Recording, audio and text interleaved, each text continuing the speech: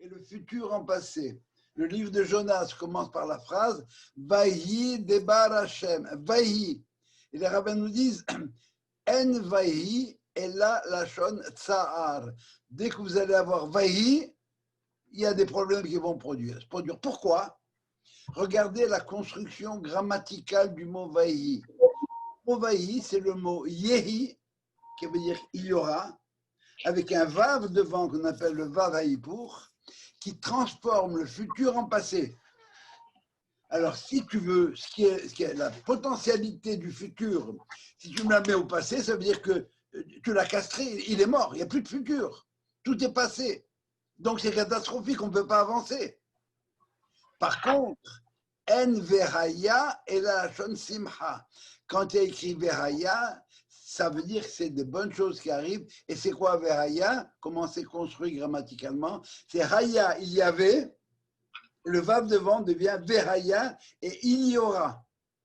Et par conséquent, ce qui était mort dans le passé, je le prends et je le ressuscite. Ça va ça? Alors, et il n'y a que l'hébreu qui connaît ça. Si au nom de la morale, les Romains ne peuvent pas accepter la Teshuvah parce que c'est injuste, au nom de la logique, les Grecs ne peuvent pas accepter ce retour en arrière dans le temps et repartir sur la bonne voie. Le temps est irréversible. Alors, j'ai eu pendant longtemps beaucoup de mal à comprendre cette notion-là. Les autres, je les comprenais. Celle-là, je n'arrivais pas à la comprendre. Et grâce à vous, grâce à la préparation du cours, je crois que j'ai une idée.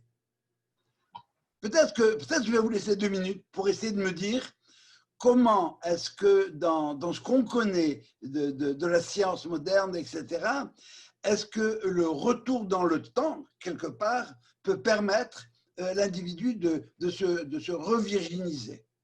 Vous avez une idée? Mécanique quantique?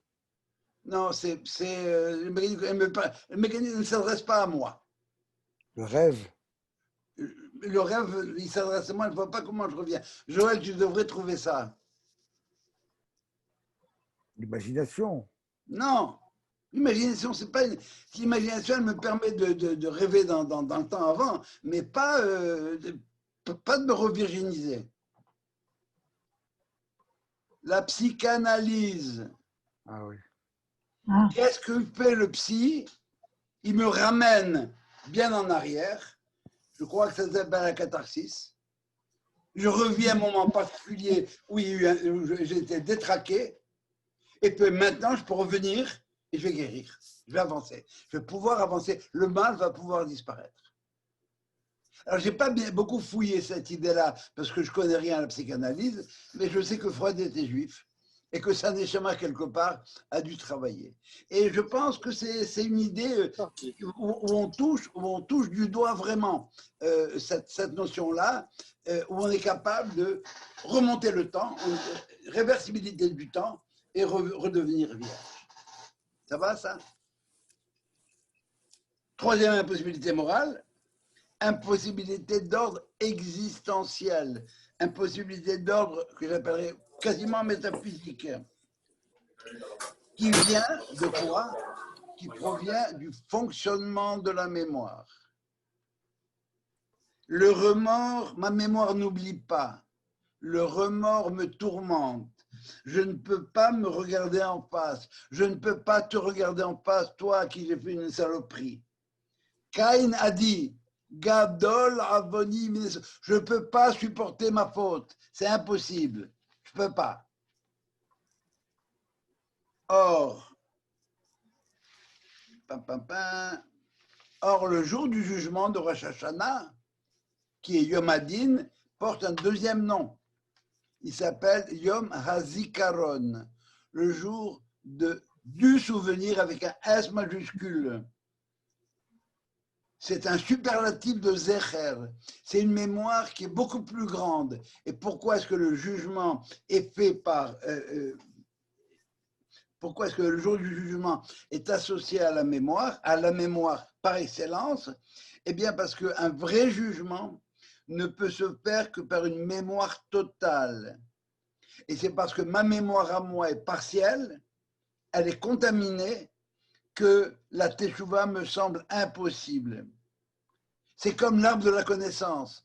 Une fois que j'ai mangé l'arbre de la connaissance du bien et du mal, tout est mélangé. Je ne peux pas fonctionner. Ce que j'ai fait de bien et de mal, eh bien, sont entremêlés et après la faute. Et c'est ça le paradis perdu. Je ne sais pas comment je vais faire, comment je vais me sortir de là. Mais je suis encore écrasé par ce que j'ai pu faire, par ma faute. Et ça, c'est ma mémoire qui fonctionne. Et c'est Jérémie qui va nous rassurer dans une phrase qui nous dit Zachar tilach chesed ne'urayich, ahavat kelulotayich, lechter acharay bamidbar, be'eretz lo zeroa. Zachar tilach, c'est Dieu qui parle. Moi, je me souviens pour toi. Toi, tu ne peux pas te souvenir parce que tu es écrasé par la faute. Mais moi, je me souviens de toi. De quoi? Chesed ne'urayich, de la générosité de ta jeunesse. Ahavat kelulotayir, des amours, des fiançailles. Comment ça s'est manifesté? L'erter aharay bamidbar, tu m'as suivi dans le désert, une terre inculte. Et par conséquent, toi tu ne peux pas, moi je peux. Et ça veut dire qu'il y a eu un temps d'innocence et un temps de faute. Et dans ma mémoire à moi, Dieu, ils ne sont pas mélangés. Dans la mémoire de Dieu, les temps de faute sont là, les temps de bonté, le bien est là. Et c'est pour ce que tu as fait, c'est pas un mérite d'avoir, c'est un mérite d'être. Si tu m'as suivi, c'est parce que dans ton être profond, tu voulais me suivre. Et on sait que 4/5 du peuple n'a pas voulu sortir d'Égypte. Ils sont morts là-bas. Alors, les fautes sont des erreurs de parcours et sont réparables par la teshuva. Si on démissionne par faiblesse en disant c'est impossible, ou bien par choix, je suis bien comme ça, je ne veux pas faire teshuva. Mais si tu veux faire teshuva, eh bien, c'est possible parce que Dieu, lui, il se rappelle que tu étais un bon garçon. Tu engueules ton fils, il a fait une bêtise, n'importe quoi. Oui, mais tu as oublié, papa, hier que j'ai eu le tableau d'honneur et que j'étais premier de ma classe, etc. Oui, ça, j'ai oublié. Le gosse, il n'a pas oublié. Il a la mémoire fraîche. Alors, je vais conclure, si vous voulez, cette capsule sur la teshuva en disant la chose suivante. Le remords, c'est la maladie. Le repentir, c'est vers la voie de la guérison. Il y a des gens qui vivent toute leur vie avec le remords. Ils pensent qu'ils ne peuvent pas revenir, mais ils peuvent. Voilà, c'est ce qu'on nous apprend.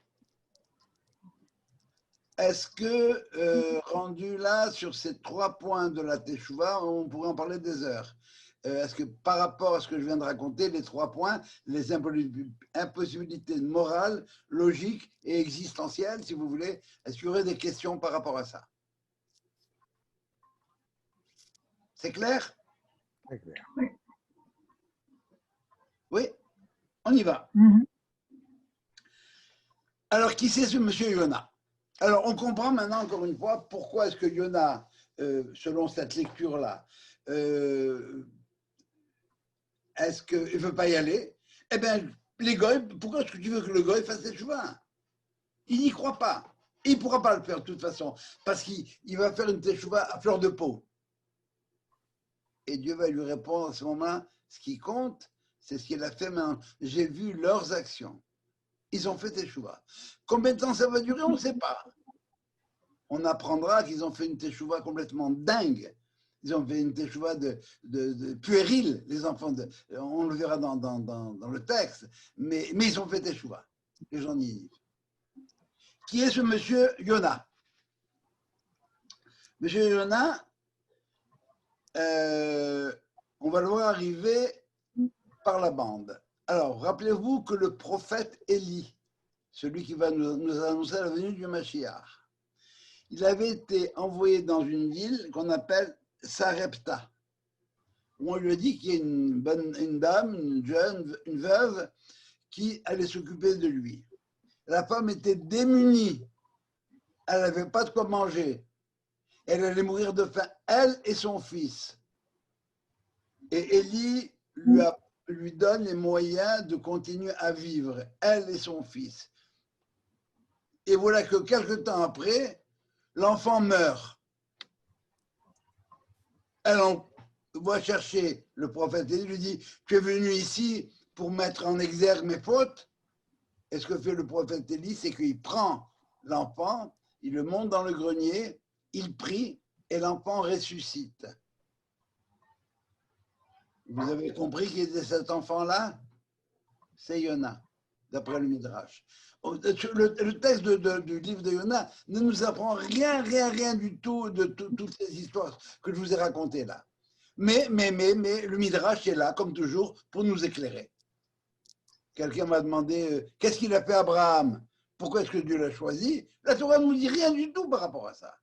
Mais on a tous les Midrashim qui nous racontent que, bon, bien Abraham, il s'est battu avec son père, etc. Alors donc, cet enfant-là, si vous voulez, c'est un rescapé, si vous voulez. Il est venu de l'autre monde. Et apparemment, si vous voulez, par la suite, c'est devenu le disciple du successeur de Élie. Alors la Gemara nous dit, c'est quoi le rôle de Yona quelque part? C'est Mechaye Metim. Élie est venu pour nous apprendre qu'il y a une possibilité de Mechaye Metim qu'on traduit par résurrection des morts. C'est vrai qu'il fait revivre les morts, mais en même temps qu'il fait vivre les vivants. Et par conséquent, Yona, c'est celui qui va travailler dans le sens de faire vivre les vivants, et pour lui, les vivants, c'est Israël. Outre, si vous voulez, outre le fait que Yona, les deux raisons que j'ai données, il y a une troisième raison qu'on aurait pu avancer, c'est que Yona avait prévu la destruction de Jérusalem. Mais après la teshuva des gens de Jérusalem, eh bien, la ville n'a pas été détruite. Et les gens du peuple disaient, Yona, ben, c'est un prophète bidon, là, c'est un menteur. Alors il se dit, si je prédire la destruction de Ninive, et je sais qu'ils vont faire teshuva, parce que ce n'est pas une vraie teshuva, c'est une teshuva de rien du tout, alors non seulement les Juifs, les Hébreux, ils ont dit que moi j'étais un prophète bidon, mais ils vont dire que je suis un prophète, même les goïms vont dire que je suis un prophète bidon. Et si moi je suis un prophète bidon, ça veut dire que c'est la gloire de Dieu quelque part qui va en prendre un coup. Autrement dit, il prend quand même la défense de Dieu. C'est Moïse, l'argument de Moïse avec Dieu pour libérer Israël, il a dit Lama yomeru Misraïm, pourquoi les Égyptiens vont dire il les a fait sortir d'Égypte pour les tuer dans le désert parce qu'il ne peut pas les amener là où il leur a promis. La gloire de Dieu est importante. Et tout ce qu'on fait, c'est pour la gloire de Dieu. Ah, c'est les ma'anach, velo les ma'anen. C'est essentiellement ça qu'on voit. Un homme de vérité, un fils de Ben Amitai, ne peut pas supporter que le nom de Dieu soit profané. Bien sûr que les gens de Nini vont faire des choix. Pourquoi pas? C'est un petit détail dans leur vie. Mais Israël, c'est un autre niveau qu'on leur demande. C'est pour ça qu'on nous répond, la Gemara va nous dire, Yona... ah oui, pardon. Et puis la Gemara nous enseigne d'un autre côté, Hakobesh nevuato kegon Yona ben Amitai, mitato bide shamaim. Quelqu'un prophète qui retient sa prophétie comme Yona ben Amitai est passible de mort avec le bon Dieu. Pourquoi est-ce qu'il n'a pas été sanctionné? Peut-être qu'il a été, mais ce qu'on a vu, eh bien, il y a au moins deux sanctions qu'on a pu voir. La première, c'est qu'après ça, il n'a plus de mission à avoir. et peut-être que la sentence qu'il a eue, elle provient d'en haut. Mais peut-être aussi que l'amour de Jonas pour Israël l'a emporté sur tout le reste, pesé très lourd. Et on apprend qu'il a vécu jusqu'à plus de 120 ans.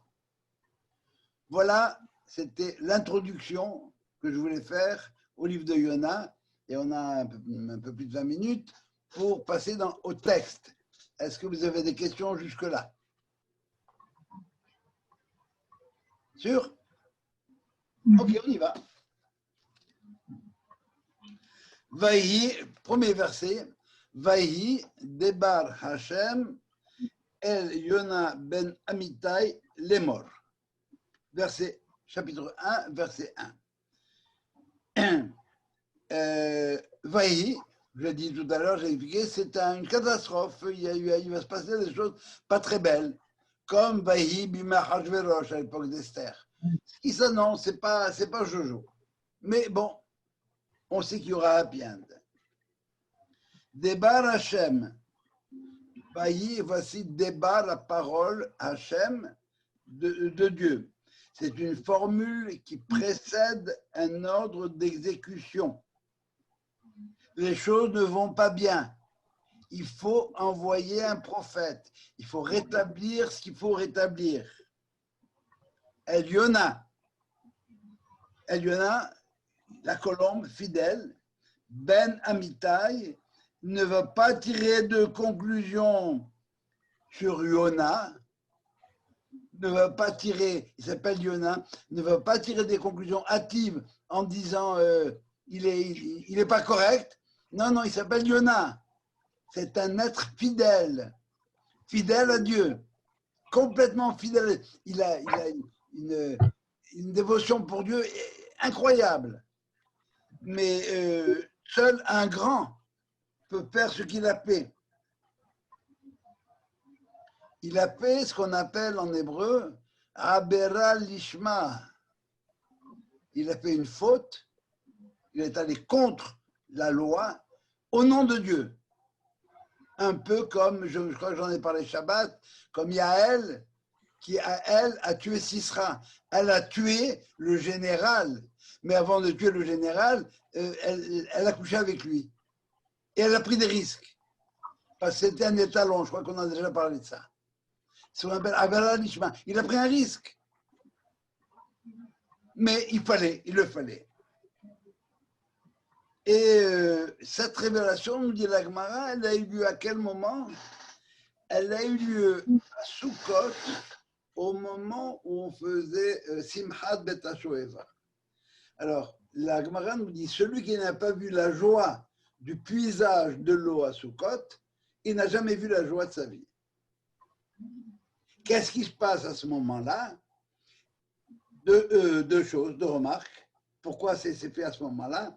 C'est que si Dieu se révélait à lui à ce moment-là, c'est que pendant Simchat Bet HaShoeva, on avait des torches. Et qu'est-ce qu'il y avait au bout des torches? Il y avait quelque chose qui brûlait. Et c'était quoi? C'était les caleçons des prêtres. Je n'ai pas besoin de faire des Kohanim, je n'ai pas besoin de faire un dessin. Hein. Les caleçons, ça couvre certaines parties du corps, et ces parties du corps-là couvertes, ce n'est pas nécessairement mal. On a montré plusieurs fois qu'il y avait du bien là-dedans. Eh bien, ces parties-là, elles font partie de la vraie joie, si on est capable de les contrôler.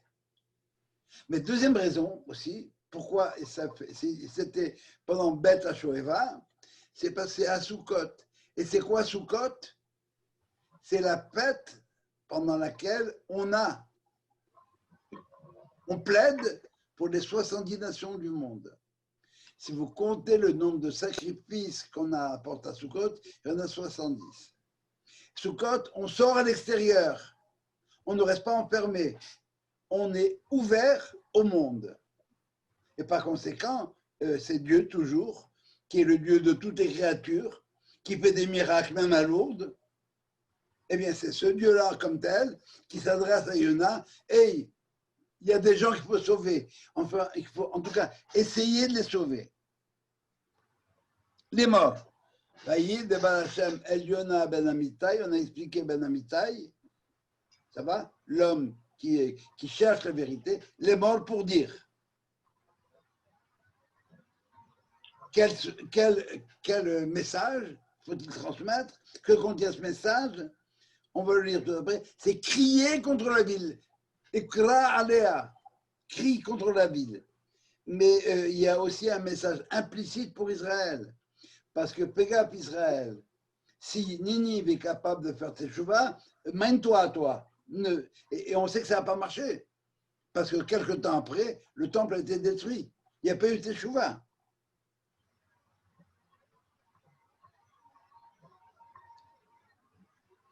Ça va? Vahi, Debar Hashem, Eliona Ben Amitai, les morts. Alors, dire quoi? Quel est le message? Koum, lève-toi, bouge. Lech el Ninve Ha'ir Hagedola, va à Ninive, la grande ville, Ukra Aleha, et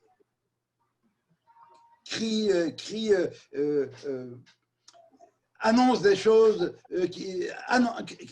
remue-les. Qui à l'état araatam, parce que leur mal est monté jusqu'à moi. J'ai peur d'oublier un petit bout là.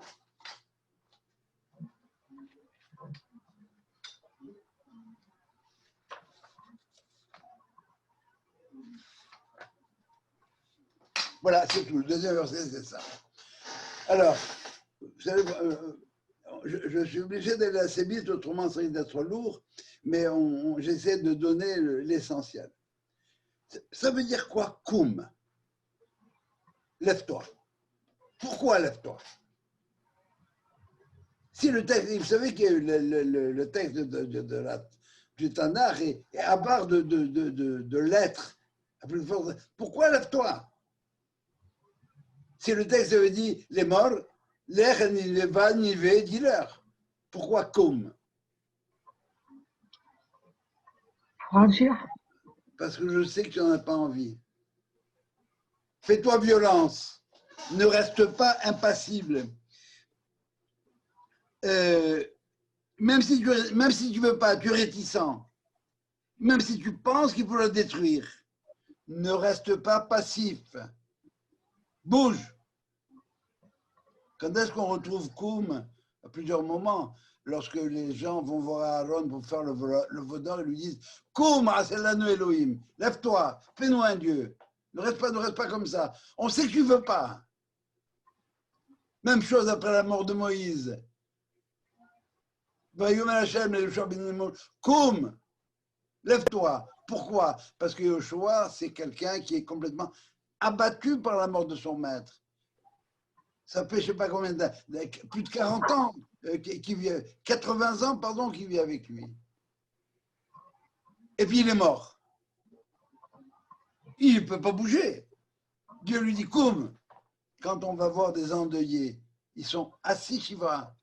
Il faut qu'ils se lèvent de cette Shiva-là. C'est ça, Koum, tu ne veux pas.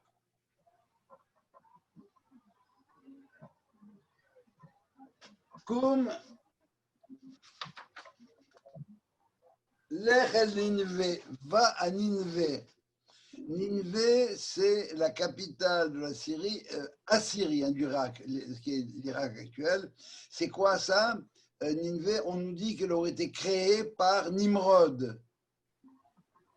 Ça veut dire les révoltés. C'est une gang de révoltés. Et les Assyriens passent pour être des gens hyper cruels. Hyper cruels. Koum lech el Ninvé, ha'ir ha'gedola. J'ai besoin de ces détails-là. La grande ville.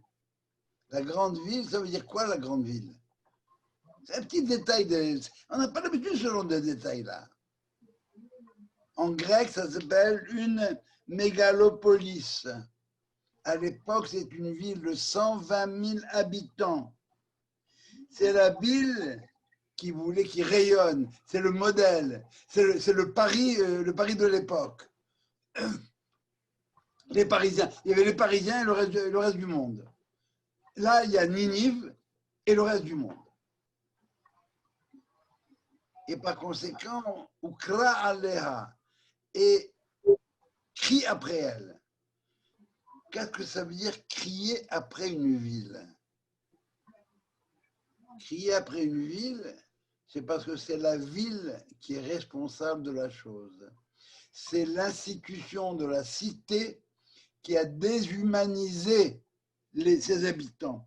Il n'y a plus de valeur humaine dans cette cité-là. Crie contre elle, crie contre la ville d'abord. Regardez juste après ça, qu'est-ce qu'il y a après ça? Qui est alta ra'atam, parce que leur méchanceté est montée vers moi. Vous entendez en français? Crie contre la ville, parce que leurs méfaits sont montés, leur méchanceté est montée jusqu'à moi. Effectivement, c'est la ville qui est responsable du méfait des individus. Vous vous rappelez, lorsque Caïn a été renvoyé devant Dieu, qu'est-ce qu'il a fait? Haya Bonéir. Il est allé construire une ville. C'est bien, sympa de voir construire une ville. Mais quel était le problème? Il a appelé, quel nom il a donné à la ville? Le nom de son fils. Vaikra et Shemaïr Keshem Beno Hanor. C'est plus la ville, c'est plus l'individu qui est important, c'est la ville.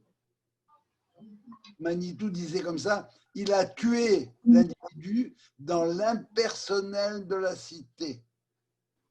Comment tu t'appelles? Joseph Gabé? Pas du tout. Pour moi, la ville, tu es, c'est 89 487 de 81. Ça, c'est mon numéro d'assurance sociale. Et ils ne connaissent que ça. Qui je suis moi?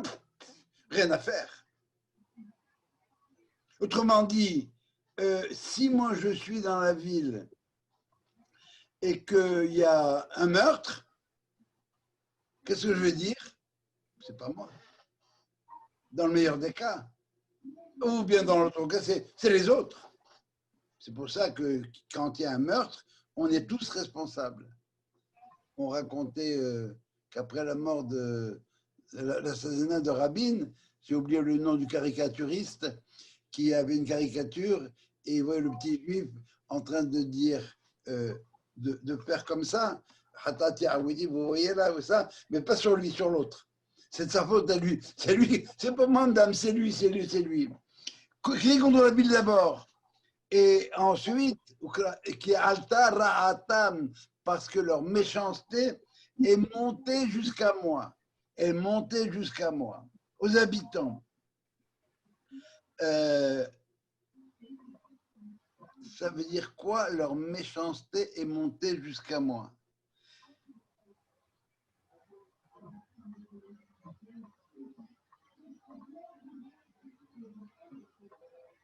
Qui m'en appelle? Rachid va nous dire. Quel appel? Elle a un premier niveau, si vous voulez, leur méchanceté est montée jusqu'à moi. Ça veut dire qu'il y a une certaine tolérance du divin, mais il y a des limites. Dieu, il est dans les 13 attributs, il est nocé avon, il supporte la faute. Et il supporte de manière infinie, parce que Dieu est infini, il supporte la faute de manière infinie. Mais parmi les attributs de Dieu, il y a aussi le mot émettre, la vérité. Autrement dit, si Dieu supporte jusqu'à l'infini, si vous voulez, les fautes de l'homme, l'attribut de émettre veut dire hey, et moi, là, je ne joue plus là-dedans. Ça veut dire qu'il y a eu un trop-plein. Et si on n'intervient pas, eh bien, le projet de Dieu tombe à l'eau. Et c'est ce qui s'est produit à l'époque de Noé, sans faire de jeu de mots. La civilisation noiride était épouvantable, donc il fallait tout envoyer en l'air. Bon, là, on est un peu plus diversifié. Il y a Israël, il y a d'autres pays, il y a d'autres nations. Alors, il faut qu'il y ait les fanailles. Leur méchanceté est montée jusqu'à moi. Ça veut dire lance un appel à la ville comme société déshumanisée. il faut que les individus de la ville reconnaissent leur faute, même si la faute est en grande partie due à la déshumanisation de la ville. Il y a plus d'éducation, on n'éduque plus personne. Cette méchanceté en question, comme telle, elle engendre, si vous voulez, un esprit de destruction. Et c'est cet esprit de destruction lui-même qui va monter vers le ciel et qui va déclencher les ouragans.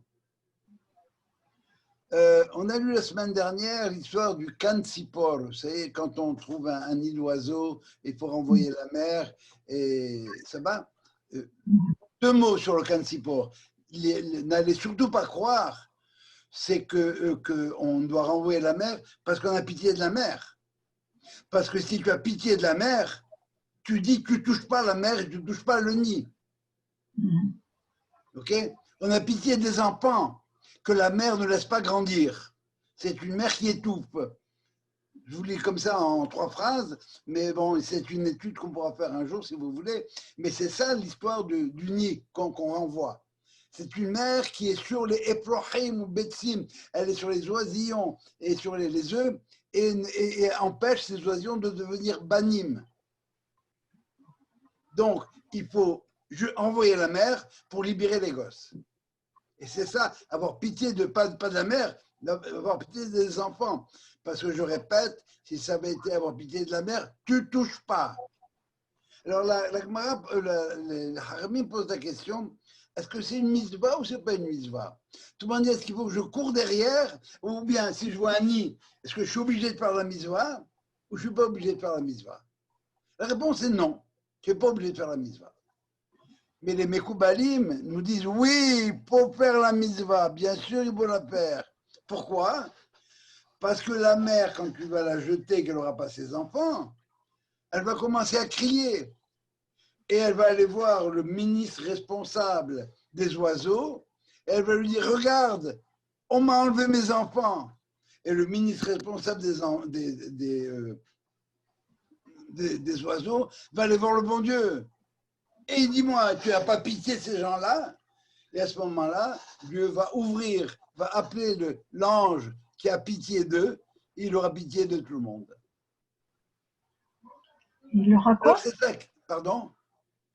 Je n'ai pas entendu ce que tu as dit. Il aura pitié à ce moment-là, l'ange, si le rahamim, je vais dire en hébreu, ça va être plus simple, si on déclenche la rahmanout de Dieu, cette rahmanout s'adresse à tout le monde en profite. Ça va? Les man, tablar, ve'alarta yamim, c'est la récompense ultime. Alors la même chose ici, leurs méfaits sont montés jusqu'à moi. Et par conséquent, je dois réagir. C'est ce que nous dit le Père Gavot. Da lifnemi, da malemarla mimar. Sache ce qu'il y a au-dessus de toi. Ça veut dire, bon, comprends qu'il y a un bon Dieu au-dessus, etc. Mais notre lecture, par le Hassidim qui nous dit, da, comprends une chose, malemarla, ce qui est décidé, ce qui se passe dans le monde d'en haut, mimar, ça dépend de toi. Si tu déclenches la rahmanout va arriver. Si Alta les fanailles, Rahatam, si leur faute aux hommes est arrivée, ils ont fait des fautes, c'est monté jusqu'à moi et c'est action-réaction. Bien sûr, je suis patient, mais jusqu'à un certain niveau.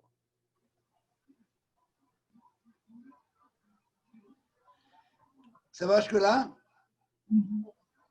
Alors,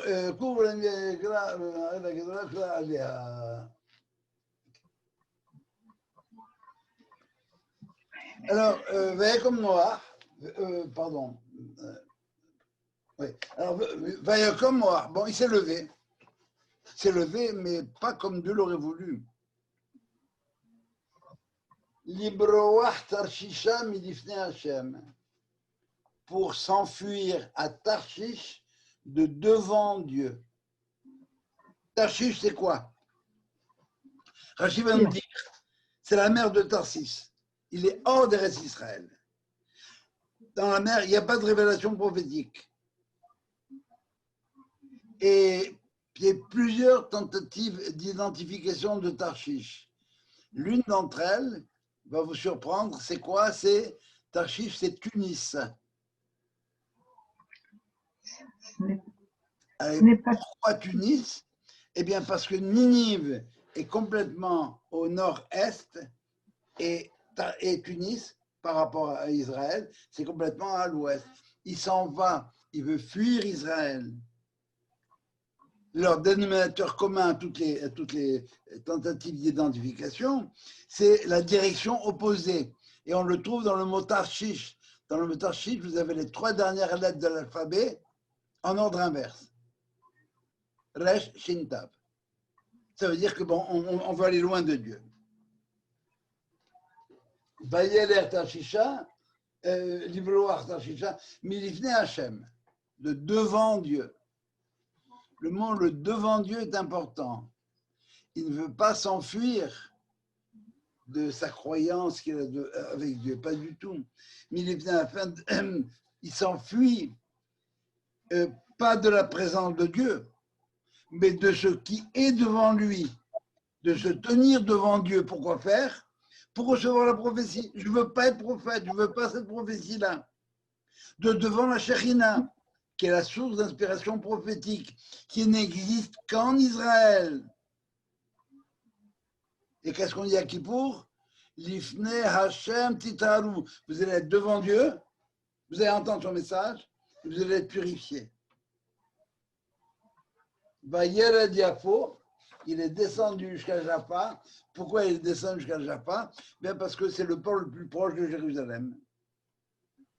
Vayered Yafo. Et puis il a trouvé là-bas un navire, soit qu'il venait de Tarshish, soit qu'il allait à Tarshish. On ne sait pas, mais le Midrash nous dit qu'il était parti pour Tarshish et puis une tempête qui l'obligeait à revenir. Bref, Noah, qu'est-ce qu'il fait ici? C'est le bateau dans lequel il va embarquer. Il a payé son prix. Le prix de quoi? De la traversée. Mais en général, on paye quand on arrive. Non, non, non, non. Et il n'a pas payé seulement sa place. Il a payé, il a apprêté le bateau. Il était tellement pressé de partir qu'il n'attendait pas qu'il y ait le plein de passagers. Je pars tout de suite. On démarre, j'ai hâte, des fois qu'il m'accroche en route. Tellement il avait hâte de se sauver. Hier, ça va ça?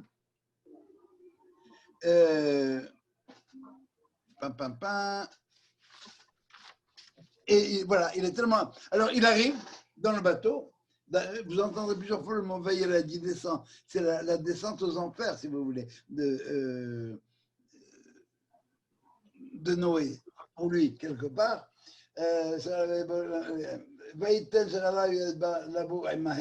Alors, il a payé apparemment même les billets de tous les passagers, et même Tashisha, Milifne Hashem. Et voilà, Jonas est dans le bateau, et puis évoque la galère. Donc, à partir de la semaine prochaine, on pourra parler de ce qui s'est produit dans ce bateau, la rencontre avec la baleine et tout ça. On retient quoi? Au nom de sa vérité à lui. Il n'est pas d'accord avec la teshuvah des gens de Ninive. Pourquoi? Parce que d'abord, c'est injuste. Les goïms, ils n'ont pas à faire teshuvah. Et si eux font des teshuvah, alors nous, de quoi on a l'air? Numéro 1, ça va? Et numéro 2, on va me traiter de menteur et le nom de Dieu va être quelque part bafoué. Ça ne marche pas comme ça non plus. Je ne veux pas cette mission-là. Je ne veux pas. Alors je me sauve. Et le Midrash va nous dire, c'est comme l'employé d'un Cohen qui a piqué quelque chose de Cohen et qui va au cimetière. Il sait que le Cohen n'a pas le droit d'entrer dans le cimetière. Mais le Cohen lui fait dire, si tu penses que je n'ai pas d'autres employés à mon service qui pourront aller te rattraper et te ramener, tu te trompes. Voilà la grandeur de Yona. C'est le problème de la Teshuvah, d'abord. Je crois que c'est important ce qu'on a dit sur la Teshuvah. Et puis, en fin de compte, c'est la résurrection des morts. Hein. Yona, il est chargé de dire que même Ninive, qui, selon toute vraisemblance, est complètement foutue, eh bien non, on peut la récupérer. C'est ça, la notion de résurrection des morts. Toutes les choses qui étaient perdues, complètement condamnées, eh bien non, c'est jamais définitif chez nous. C'est ça le message d'espoir qu'on lit à quel moment? Eh bien au moment de Mincha de Kippour, un des moments où on a fini les prières de Kippour et on va entamer la dernière salve. Voilà. Est-ce que vous avez des questions? Merci beaucoup. Est-ce que c'est clair, ou bien Oui. Oui, vas-y, Joël. Écoute, ce que je ne comprends pas, je ne comprends pas pourquoi Dieu, au fond, tient à ce que Jonas devienne prophète. Il refuse. Il insiste, il lui dit « lève-toi, crie, va, bouge », enfin. Et Jonas ne veut pas. Pourquoi Dieu choisit ou pourquoi est-ce qu'il tient à ce que ça soit lui? Parce qu'il a vu en Jonas quelqu'un d'une intégrité absolue. Et par conséquent, les prophètes ne veulent pas être prophètes chez nous. Ça leur plaît pas. Pourquoi est-ce que Dieu tenait à ce que Moïse soit prophète? Pourquoi est-ce que Dieu tenait à ce que Moïse aille là-bas en Égypte et sortir d'Égypte? Il a mis 1 semaine. Ouais. Et par conséquent, je sens que tu as la capacité de le faire. C'est quoi tes hang-ups? Qu'est-ce qui te bloque? Pourquoi tu ne veux pas? Ah ben alors là, c'est encore plus que ça, là. C'est pas que je ne veux pas. Jonas, il ne fait pas comme Moïse, c'est pas que je ne veux pas, je ne peux pas. Je suis contre. Et on va voir qu'il est contre. Et Dieu a compris que cette résistance de Jonas, comme telle, elle procède de son intégrité. Il est Yona, il est fidèle, Ben Amitai. Le problème, c'est qu'il a besoin de comprendre certaines choses. Rappelle-toi, lorsque Abraham plaide pour Sodome et Gomorre. Il dit à Dieu, toi, Dieu de justice, à chauffer ce qu'on a. Il négocie. C'est pas la même chose. Non. Il lui dit ce que tu veux faire est injuste. Il dit à Dieu ce que tu veux faire. C'est injuste et il négocie.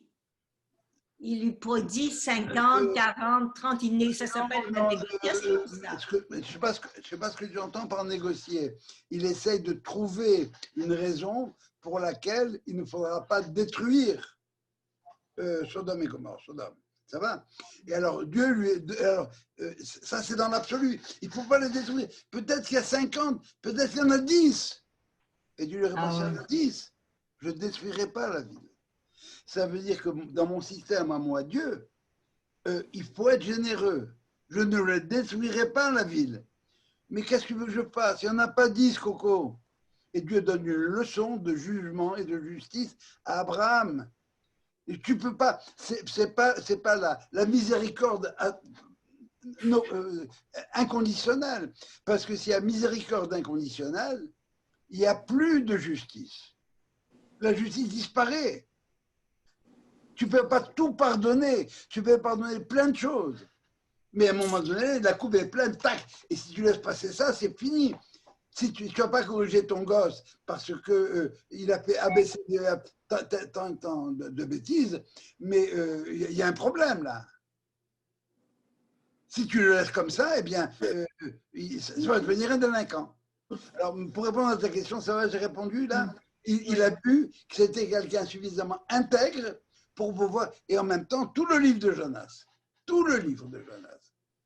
ça va être une démonstration de la nécessité de la Teshuvah. Pourquoi est-ce que Dieu ne fonctionne pas selon Midas Hadin. Et la dernière, le livre de Jonas ne le dit pas. Mais à la toute fin, le Yalkut Shimoni va nous dire la chose suivante. Jonas va dire à Dieu, ok, merci bon Dieu, maintenant tu peux diriger ton monde avec l'attribut de miséricorde. Il n'y a pas de miséricorde pour Ninive au départ. Mais après tout ce que moi, Jonas, je viens de voir, après l'histoire du ricin et etc., tout ce que j'ai pu voir, tu as raison, tu as raison. Je comprends, dirige ton monde avec la miséricorde et permet aux gens de faire tes chouvas. D'abord, c'est clair? Jo, Yes, sir. pourquoi on associe souvent le Jonas à la poisse? Tu as vu tout ce qui lui est arrivé?